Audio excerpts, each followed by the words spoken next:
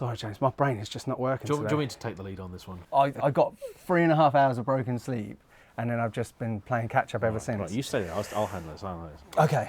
Hello, everybody. On today's now back at the garage cast, Ben and I are talking about 3 cars at 5, 10 and £20,000 that are not just interesting, but also, hopefully, won't bankrupt you. I'm James, this is Ben, and welcome to Dadcars. Oh, thanks, James. That's lovely.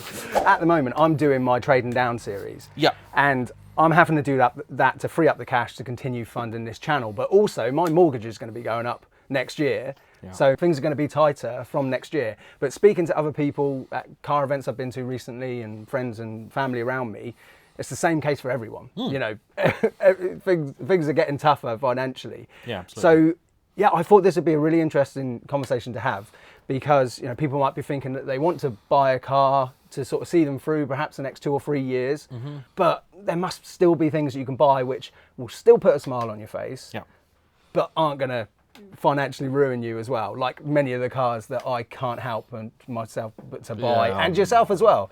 Yeah, so so I've got 3 cars, you've got 3 cars. We're going to start at the bottom and go up? Yeah, okay. Okay, yeah, all yeah. right, so whip yours out. Right. We'll have a look. So my pick for sub £5,000 Yep. is a Porsche 944. No, I'm joking. It's not. It's not a Porsche 944. But I did see a nice one for £5,000, and it is tempting. No, I reckon a Jaguar XF. Okay, yeah. 2.2 diesel. Only issue there, if memory serves, I think that engine does have some potentially catastrophic issues. Okay. But the XF, as a concept, I like that a lot. Okay. Is there any other engine options other than that one? There would be the 3-litre V6 petrol, which would be a pretty good, solid, reliable engine. That's the Ford-based one. That's not exactly a Ford engine, but it's Ford block with Jaguar heads on. You then had a couple of V8s, but in budget, I don't think you're going to get a V8. However, if you were looking and you're willing to compromise on the styling, the XF is actually an evolution of the S-Type. Okay, yeah. And for £5,000, I think you might still be able to get an S-Type V8. Would that financially ruin you, though, over the next 2 or 3 years? So the one thing with the S-Type I think that you'd need to do is get a proper inspection because they are corroding badly. The XFs actually, I think, may also be starting as well. Obviously, they're a newer car, but there's still steel underneath. Yeah. However, XF, good, nice, comfy car. Yeah, and they look great as well. Do look They've good. got Aston Martin rear lights. Yeah. And great looking car. I like them a lot. This is what I'm picking with mine. So something which would still make me smile. You know, you could pull that up at a petrol station. You turn around, and you think, I've got a Jag. Yeah. You know, and it's still. I think they look really nice. Everybody wants a Jag. Yeah. Yeah, I've never owned one. I have to tick that box at some point. I've only had one for about 48 hours. So. Oh really? Yeah. I had an XJR. And then it went back. So, you know, I wanted it. It was what I got before my Quattroporte.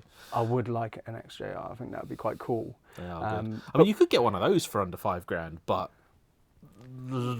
Yeah. Because I think the thing is, as well, this is important. There are 2 elements to running cost, to me.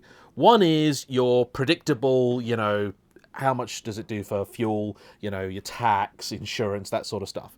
And when you look at, say, something like some of these V8s, you go, okay, well, if you're doing 20,000 miles a year, you probably don't want one of those.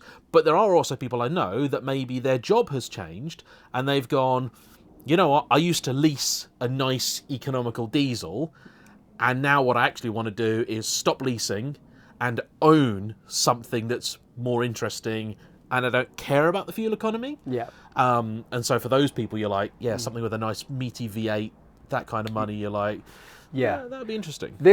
Just quickly, that's a point that I often, because I only do about 6,000 miles a year in my daily, which actually is not very much in relative terms. So I always have a tendency of saying in my videos and reviews, like, oh, you know, it's only an extra couple of £1,000 from fuel, which you average it out. But then obviously if someone's doing 12, 15,000 miles, then obviously it's a different calculation. But what did you have for your £5,000? So on the other side of the is it going to be ruinous to run scale, there's also is it going to break?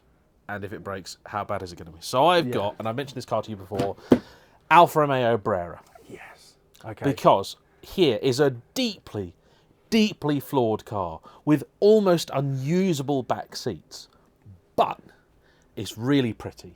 Really, really pretty. This one is £4,500. It's got the 3.2 litre V6 in it, and this is the S version. It's the Pro Drive engineered one, so handles a little bit better. It's a bit lighter. It also has front wheel drive only, and generally regarded as sort of the best of the Breras to buy. Yeah. It's a more sorted car. 124,000 miles, but honestly, I think it should be good for it. The V6s are actually relatively durable. Now, these, again, a bit like your XF, actually, they have one big problem, which is corrosion. But I deliberately went for something here, which was a little bit shy of our max budget, so at 4.5, and I'm sure you can negotiate a bit more off of that. At the moment, I think you I can. reckon you can, and that should leave you a bit of wiggle room to get like a good service done, something like that. If the corrosion isn't a big deal, and subframes on here are an issue like they are in the Maseratis, Yeah. if that's okay, that could be a really different, enjoyable car, provided you don't need to put people in the back. In which case, if you do, get a 159. Well, I mean, I still haven't featured one, and I'll be the judge of if the rear seats are actually properly useless or not. But they've got to be bigger. If you've got legs. So they're bigger than like a 2+2 Aston, right? Yeah, so what it is the headroom's okay, and they're flat, oh, no there's leg just room. not much leg room. No leg room. But that's where it's handy for people like me and you who are short of leg. Yes. Oh, no, trust me, even with me in it, Okay. no room behind the seat. Okay. You got to try. When someone get Ben a Brera to try, please. Last little point in that though, this is cars that aren't supposed to like financially ruin you. It's an Alfa Romeo. Yes. It's got 124,000 miles on the clock. Yes, it does. But one owner. One owner. I spotted that. Yeah, one owner. So that's a bit, and hopefully they've got a history file which you can look back through. And I think these now are a car that are coming into their sort of, renaissance. And they're also a car, unlike, say, your Golf R32s and GTIs, they were never really the pick of the boy racer. So I think now, if you get one that's been looked after and the guys or lady is selling it just because they're moving on, perhaps from this mortal plane, then, that's good. What you don't want is someone that's gone, oh, crikey, I've got a couple of bills for it, I'm out. But that'd be a car I'd be interested in. Right, so the next one, 10K. sub 10,000. So for me, for sub £10,000, not going to bankrupt you, a Maserati Quattroporte. It's definitely not going to bank. One off a Facebook Marketplace, off of someone's drive. Just bought in the night. Just in look the them in the eyes and and they say, oh, it's not got much service history, but I've been really looking after it. Just get a good feel from them. Take that. No, I'm joking, obviously. No, I think for sub £10,000, this is a car which I very nearly bought multiple times before I bought the DB9, is a Audi S5 V8 manual. Yep. But yeah, I think if you got one that had been looked after, you bought it off of an enthusiast. If memory serves, did this engine not have a timing chain issue? I'm not too sure. I think it does. I think the internet's going to tell you that we're being foolish here because there's a timing chain issue. Although it'll be another one of these ones where you just find one that someone's done the timing chain fix or whatever it is, and they should be okay. I seem to recall, because when I did the RS4 of this era, the B7, they fixed it. But the S4 had it, so it might be okay. But well, because of course you can get the 3-litre V6 supercharged one as well, and you can get them for about 10,000 as well. So that will probably be an even, going along the lines of this video, which is something which isn't going to bankrupt you, that will probably be a safer bet. But for me, having a manual, naturally aspirated V8 4.2 in a car which still looks that good, I've always loved the A5. They sound great. That to me, for the money, for a while now, has been a car. Like I say, I nearly bought one in the past, and I like those. That's a good shout. It's Audi, which is, a nice badge still. You'll be able to get the parts for it. It's not a Merc or a Beamer, which means it's probably had a slightly easier life. It'll be Quattro as well, so all year round usable. I think that's a decent shout. Yeah, and you should still be able to get in the low 30s on a run as well. Just quickly, before we hear what the next car suggestion is, I'm currently sat on my driveway in an Audi S5.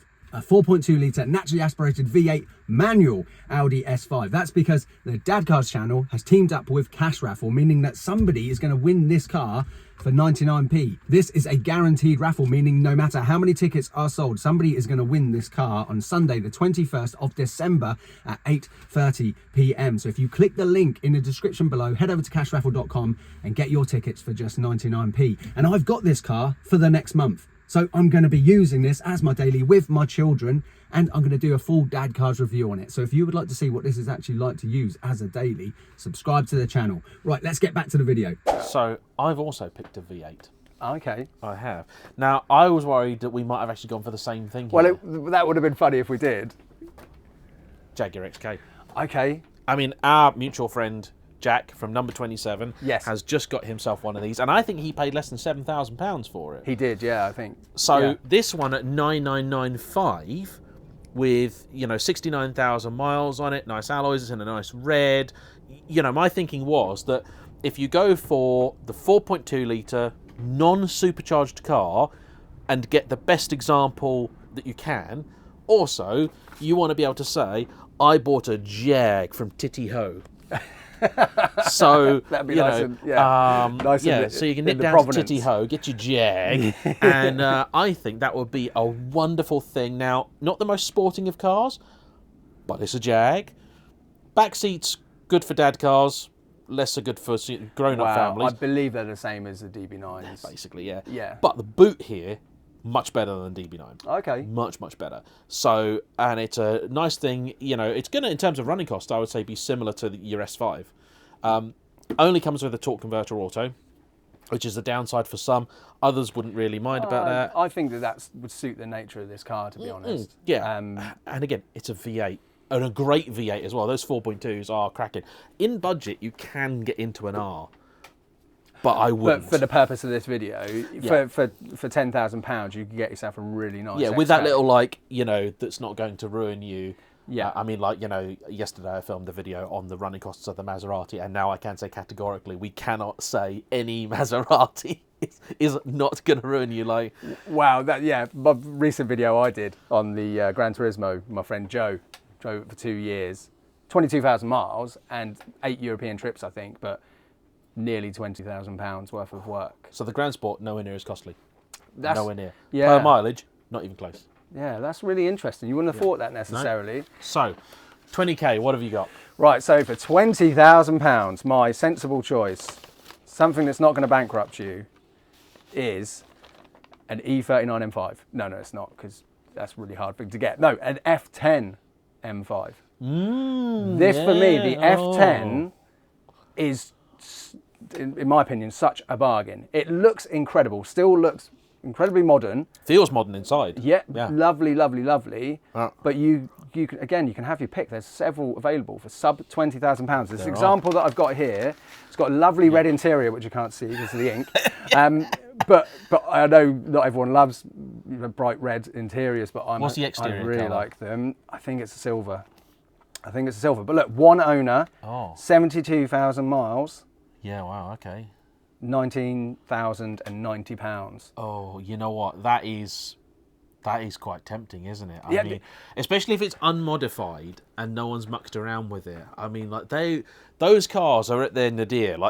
I think you might spend a few quid on keeping it going, but I do not think you can lose money on the price of that car. Exactly, and so you've got to factor in that as well, in 2 or 3 years' time. And I mean, one of my subscribers actually, he fired me a message on Instagram about a month ago, and he bought one of these, and I remember saying to him, that is the car that I should have bought for my sub 20 grand, car. But obviously, I am like I am, but this feels like me when I'll get something like this when I finally decide to grow up. But yeah, this for me, if I needed to buy a sensible purchase, sub 20 grand, it's still going to put a massive smile on my face, and it's a wonderful car, isn't it? What a shout! No, that's genius. That's absolutely genius. All right, so I spent some time thinking about this, okay?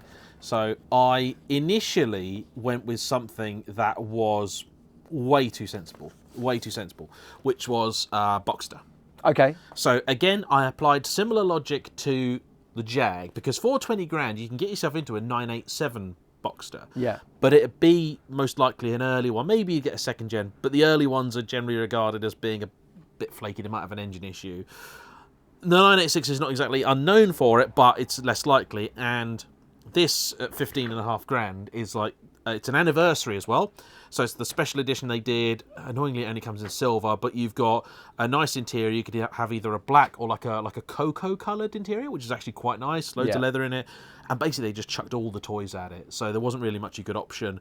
They got like a little bit more power. They got a nice exhaust. They just got everything. So it's just like a good, solid, really usable car. And at 15.5, I figured there's more than enough budget left in there to get it looked over, fix the inevitable things that will need sorting. Like this car's only on 43,500 miles. It's on 4 owners. So it's probably going to want tyres. You know, it's probably going to need a few different bits and bobs. So there's one big problem with that car though, James.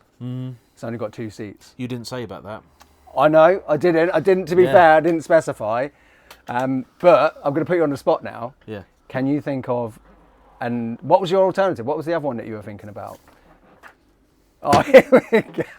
That's a proper choice. Yeah. Okay, it's a TVR Chimera. Now, I think this one's actually been... I'm sure I've seen this for sale before, but maybe I've not. It's just another Chimera. So it's the 4-litre high compression, though. It's a good engine. Yeah. Not silly amount of power, but it's a TVR, actually. As long as they make the noise, it doesn't matter. And this makes the noise. Yeah. Okay, so 16 grand, again, enough budget in there. But the thing with the TVR, I know they've got a reputation, but this is just a Rover V8. Okay. There's nothing actually complicated in this car. Yeah. Like, so any half decent old school mechanic can work on this because he can listen to it and then hit it with a hammer in the right place. So I figured actually, because a Porsche is just so obvious. Yeah. I'm like, this is the car that your accountant buys, and this is the car everyone goes to look at. And then one day you'll go to the pub and someone will be there in one of those, and you'll go, oh, why didn't I get that? Like, it's a wonderful shout. I'd like to think that I will own a TVR at one point. I feel like I have to. It's got to be. I have to tick that off. Have you owned one? No, you haven't. No, have you? I always wanted one. Yeah. Problem is, of course, I got like the S2000, so I'm like, I look at that and go, wow, that's amazing. And I go,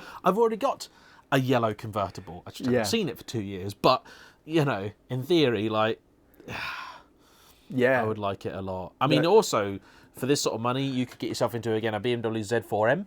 Yeah. In either roadster or coupe. Yeah. I mean, if you wanted a 4-seater, I mean, you can get into a Panamera for this sort of money. You know what? When you first pulled out the Porsche, for some reason I just straight away thought of the Panamera.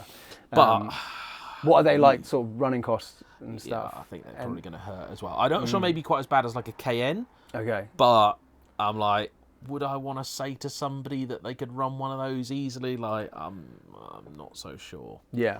So I'm very impressed though that in the video brief, which was cars that are sensible purchases that aren't going to bankrupt you, that you had a TVR in there as a backup. No, this is my main choice. So the you've Porsche is the backup. So you've not disappointed. Yeah. No, I mean, because what it was is I thought if it's got the Rover V8 in it, then it's probably pretty all right. Like, you know, you just want to make sure it's been used. That's the thing. You want one that's continued to be used. Yeah. And you look at it and you go, okay, set aside like £1,000 every year. Like, because like servicing and stuff like that on these is like, it's dirt cheap because they're so basic. Yeah. You just got to make sure there aren't like bits missing or stuff like that. You know? I believe the TVR community is really lovely as well. Fantastic. Whenever I've spoken to a TVR owner and said, I've always wanted to get one of these, I'm just a bit scared about the reliability and things. And then they always really lovely and they're like, I mean, honestly, like there's people that help you. Cerbera or a Tuscan, you know, or a Cigaris, they are going to be expensive to run. These are like the last of the probably more affordable to run cars. Yeah. I legitimately, I don't think this is going to cost any more to run than that. Okay. Yeah, and I think that is a lot cooler. It's an awesome car. Yeah. It's a really awesome car. I mean, other stuff I would love to suggest for a laugh. I mean, I tell you what, this would actually get this nearly under the sub £5,000. Jeep Grand Cherokee. Okay. But with the big V8s in. Yeah. They did like a 4.7, then later a 5.7. Yeah. They're just fun. They're a nice big sort of SUV type thing that aren't actually that big. Yeah. And they just go anywhere, do anything, but make a great sound while they're doing it. Yeah. Honestly, I think there is going to be a wasteland of like performance SUVs in the future. You know, you think all the ones that are being made now in great numbers, even like the Urus. you know, no matter how many they're making, they're going to at some point be like a crazy low price. There's so many of them. Once they're the last, once they're old, like, you know, because once the people Urus who 2 is buy out, them, they're the types of people who want to have the latest and greatest, aren't they? like Rolls Royces. Like Rolls Royce is either worth a fortune because it's new, or basically it's last year's one, nobody wants it anymore. The other thing I thought of for the sub 20 grand one is, and it's slightly more sensible, is an Audi A8 4.2 TDI. Because I drove one of those on the channel, and it's just, again, it's just sub 20 grand, you can get one of those. See, all of the big luxury cars, AA, S-Class 7 Series, like, they actually do cost quite a bit to run. If I was going to, I tell you what, if I was going to suggest you a 4-seater for this kind of money, I'd go Lexus LS. Okay. Now, again, what you'd want to do is don't spend your whole 20 grand, you spend like 15, 16, knowing that, and with something like a Lexus, it's just going to be like suspension bushes and the stuff that people never do, but is quite important to the car feeling like it should. So you go through, do that, and then, you know, you should have a really, really good, solid car. Or I've driven a few like weird random Toyotas lately, like Crowns and stuff like that, and you're like, they're quite cool. Like a Toyota Crown is just such a bizarre car, you just don't see them here. Yeah, that reminds me of the Lexus IS 300 Sport Cross that I did on the channel, and you could get a really nice one of those for sub 5 grand if you can find one, because there's not that many of them out there. But actually, that's a wonderful car. Tell you what, Infiniti FX50. So that's the sort of really cool, sort of swoopy looking thing. They did a Sebastian Vettel edition. Okay. I reviewed one. It was the 3-litre diesel, but it's a really actually quite a good car. Interior space is a bit compromised, but the 50 has a 5-litre V8 in it. Oh, wow. And it's actually quite a good drive. Nice. You're like, you can get them for 13, 14 grand. You're like, that's like cool engine, unusual car, drives all right actually. You're like, it's probably built quite well. Like the Infiniti is supposed to be a bit better than this end, so you're like, yeah. Yeah, no, they're great shouts, and what we need is we need people watching this right now to tell us why we were silly for forgetting a particular car or something, and let us know in the comments below. What would you pick for, you know, any of those budgets? Sub 20? 5, 10, 20,000 pounds. Hit Auto Trader. Can't be instantaneously ruinous. Not that we're very good at following our own rules. No, but then it's got to put a smile on your face as well. It can't be too, you know, too safe. No. Yeah, let us know in the comments below. And in the unlikely event that you don't already subscribe to Jayemm on Cars or Jayemm and Friends, then please do that. Or if you enjoyed this video and you don't subscribe to my channel, Dadcars, then please do that as well. Thank you all so much for watching.